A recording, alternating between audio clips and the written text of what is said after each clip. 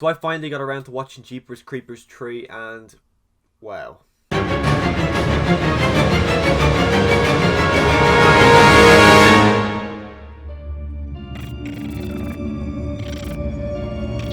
So going into this movie, I actually didn't know anything about the plot, the story, nothing. I knew nothing about it. The only thing I knew was the fact that the second movie came out in 2003, I want to say, and then this movie came out in 2017. So I knew that there was a pretty big gap in between sequels.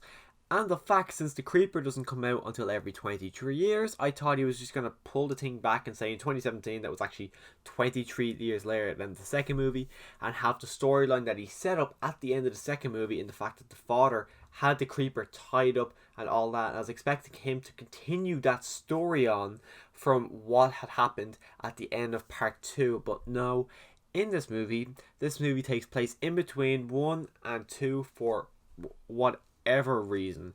And whatever reason is probably the best way of saying it, is because this movie really doesn't have a storyline. I actually can't really tell you what the story is because there's so many different plots in this movie. I just think it's a big jumbled up mess.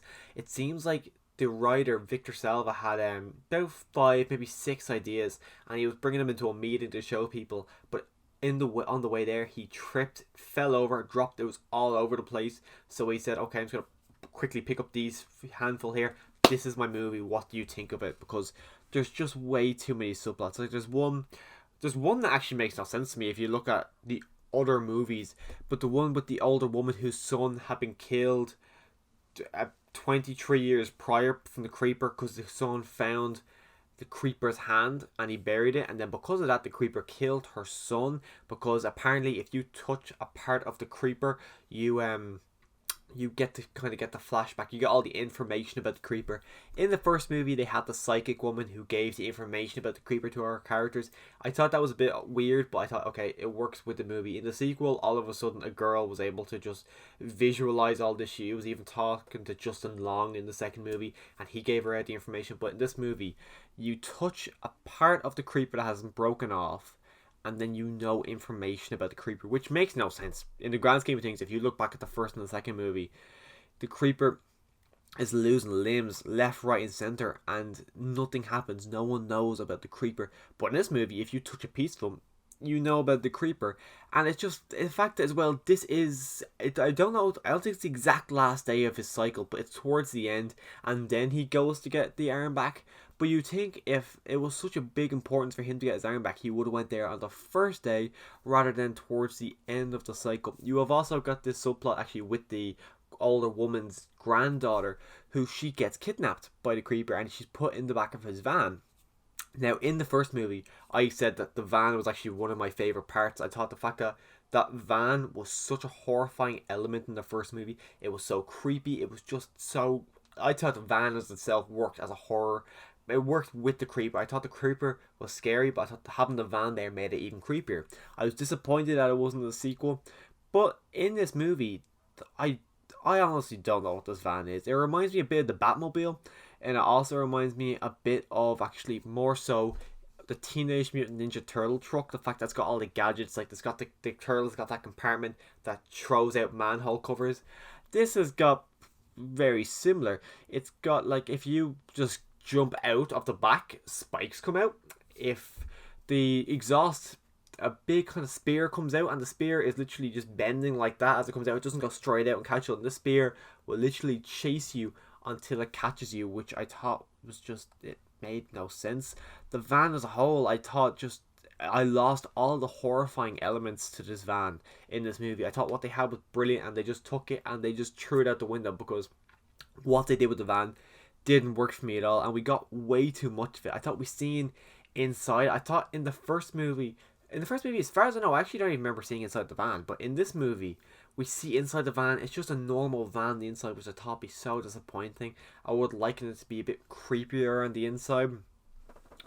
But we also have other storyline with these two cops, who one has been chasing the Creeper for the 23 years. He's trying to learn everything about it, and one has just come across him that night, and they were out to fight him. And actually, another thing, everything that bounces, if you throw a bullet off the van, the bullet's going to come back and hit you. Well, not you, but it's going to bounce off the van and shoot off somewhere else. So there's a subplot where they were trying to get the Creeper, and a guy then decides he was trying to warn him, and this guy decides to, with a minigun, blast the side of the creeper's van and destroying himself and the driver. Just that subplot as well with those two people just shooting the creeper. Really had no interest in that. Even there's no way of summarizing it because there was no real purpose in them doing what they're doing. I know why they're doing it inside the universe, but I just feel like it was never justified to have this as one of the main subplots within this movie. Also, the woman, the grandmother's granddaughter, she's got a, I want to say boyfriend, and at the end of the movie, it's revealed that he was on the bus in the second movie. He wasn't on the bus. There was no way he was on the bus. They could have got someone who maybe had somewhat of a similarity to someone on the bus, so you could say that was him.